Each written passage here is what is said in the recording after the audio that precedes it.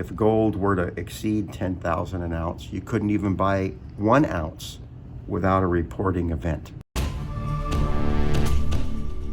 Buy your gold and silver online from SD Bullion. New customers get gold or silver at spot by visiting sdbullion.com/new. Wow, look at the case. You guys are fully stocked, Harry. Yeah, it's a back and forth thing.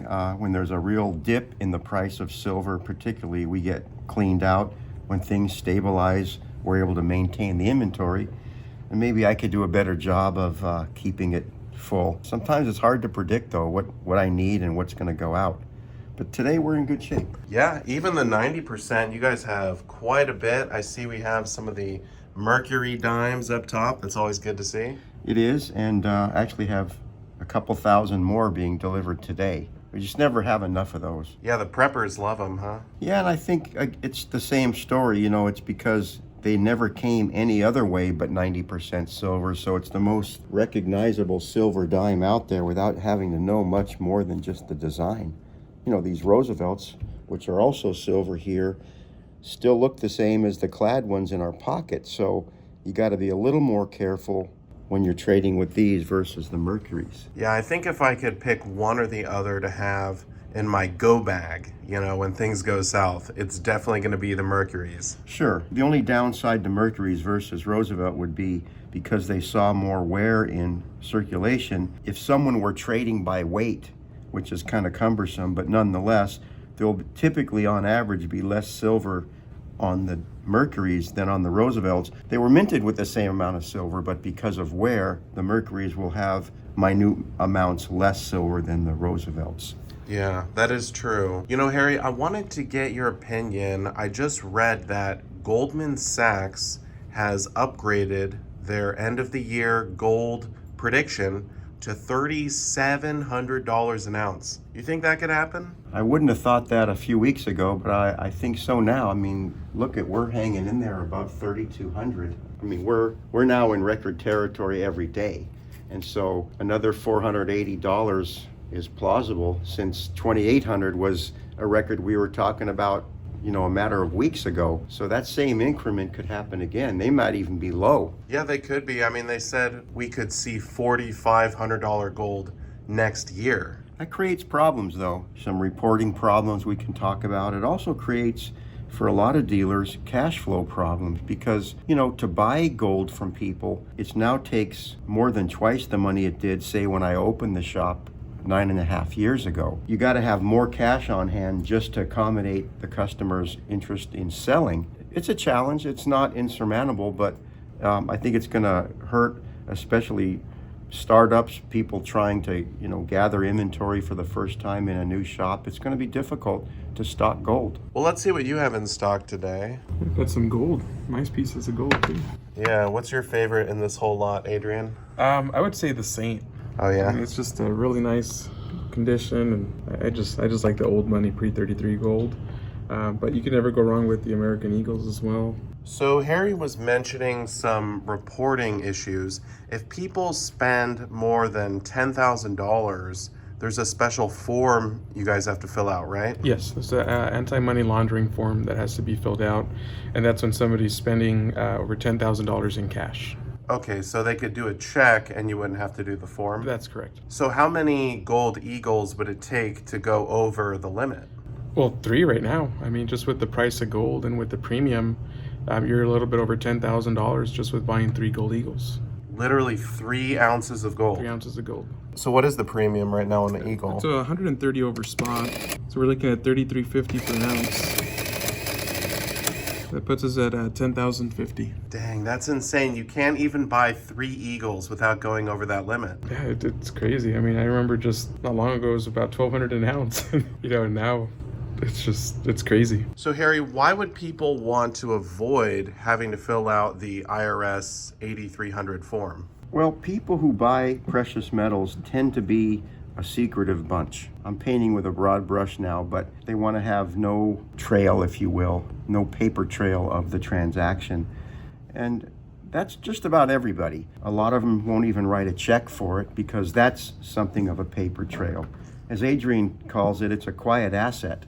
And to keep it quiet, people want to use cash to buy it. The problem is, if they're looking for more than 2 ounces today, we're up against paperwork. And that paperwork is a form called the 8300 form from the IRS. It's not a big deal to fill out. It takes just a couple of minutes. The customer fills out the top part, name, address, birth date, social security number, and right there, people hit the brakes on that. Interestingly, in the 9.5 years we've been open, I've filled this out 3 times, but twice in the last month. Yeah, and they don't want to put down their social security and all that No. stuff, because this sends a little red flag to the IRS that they're buying precious metals, yeah? Well, it sends a red flag, but unless they're under scrutiny already from the government, the chances of this ever raising anybody's attention so far is nil. I took a class from a past president of the ANA about how to run a coin shop, and we had a whole day on this, and there's not one incident reported anyway of a customer being contacted by the IRS regarding this form. There are, however, incidents where a dealer failed to get this form and went to prison. Therefore, it's far more important, at least based on the past experience, that the dealer take care of this than the customer. Meaning, if I were audited and somehow it came to light that I sold on a given transaction more than $10,000 cash and did not fill out this form, I'm in trouble. Even the Patriot Act required that precious metal dealers now keep an anti-money laundering policy on file, so that if the IRS ever were to come in here and we were challenged, we've got to be able to produce that, hey, we have a policy and all the employees are aware of this. I just think it's so wild that with the price of gold going up, it now takes, 3 ounces to trigger that form, when in the past, I think the form came out in 1984. Right. Gold was what, like Under 400 an ounce. Under 400 an ounce. You could buy 25 ounces of gold, no problem. Which was rarely an issue, if ever, needing to fill out the form. Yeah, so what does that tell you? I mean, you could buy 25 ounces. It was under 10,000. Now you can barely even buy 3. Yeah. It's just wild. Well, there's lobbying groups for the bullion industry, and I hope that they're pursuing this matter to see that limit raised, because it's going to become, just hypothetically, I'm not predicting this at all, but if gold were to exceed 10,000 an ounce, you couldn't even buy 1 ounce without a reporting event. Yeah, that's true. It's an issue that's got to be addressed, or it's going to really put a crimp in the business, or people are going to have to change how they feel about the paperwork. I mean, me personally, I wouldn't want to fill out any extra paperwork when I'm buying precious metals. I like to walk in with cash, walk out with my gold or silver, and that's it. Super easy. I don't think personally it's any big deal. I'm an outlier in that opinion. Stackers don't want to fill this out. Adrian, I'm curious how much silver you could buy right now before bumping up against the $10,000 limit. Yeah, let's see. So if you buy 295 ounces, That's it, huh? that'll put you over that 10,000 mark. So a monster box would be too much. Yeah, oh, for sure. That's wild. I mean, you remember when we were buying silver for 12 bucks an ounce? Oh, for sure. Now it's, 32, 33 just for spot, and premiums, $34 an ounce. Not even 300 ounces. It just really puts it into perspective. Things are just going up. Yeah, I think what really puts it into perspective is that you used to be able to buy those 25 ounces of gold. Think about how much those would be worth today if you did that in the 80s. It's a good point that you were making with Harry, that there should be a change in the amount. Even the FDIC went up to like 250 from the 100,000 that it was at one point. Yeah, it's time to get with the times. Well, maybe they should raise it to 100,000. Yeah. I don't know what the right number is, but then at least you could buy those 25 ounces of gold again. It should be the equivalent of the 25 ounces. So Yeah, and as Harry pointed out, if gold goes over 10,000, you wouldn't even be able to buy 1 ounce right now. I know, and without filling it out. yeah, I just wonder where it's going to get to and where it's going to stop. I have to say, though, in this environment, the current administration is very adamant about law and order. I actually don't think we're going to see any relief in this area anytime soon. Well, this might be one of those cases where people will have to switch to buying fractional gold. Maybe the half ounce becomes the new ounce, really. I hadn't thought of that. I think the premiums might prevent that from happening, but maybe people just don't buy it.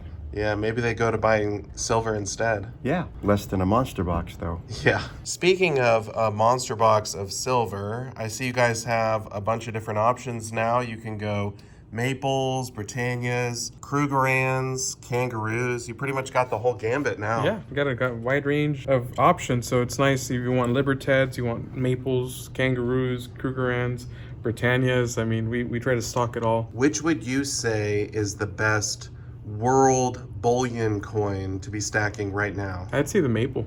The Maple. Maple, it's one of our top sellers, if not our top seller, because it's just in between the round and the eagle price. It's right in the middle, and it's a beautiful coin and very popular. So if I wanted to buy some Canadian silver maples, they would be $35 each, and that would be the same price as the Kangaroo or the Krugerrand or any of the other world ounces? Yes, except for the Libertads.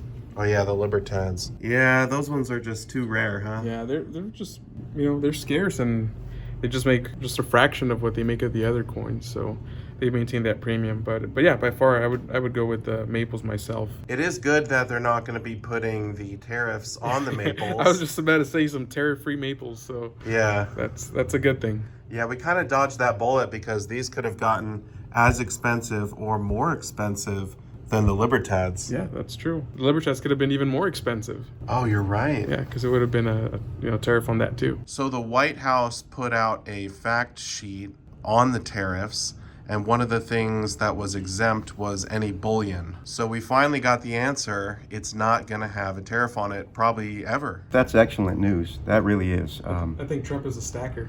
You think Trump is a stacker? Stacker. He could be. All right. Well, as always, thank you so much, Harry. Thank you, Silver Dragons. Good to see you, Adrian. Good to see you. Thank you.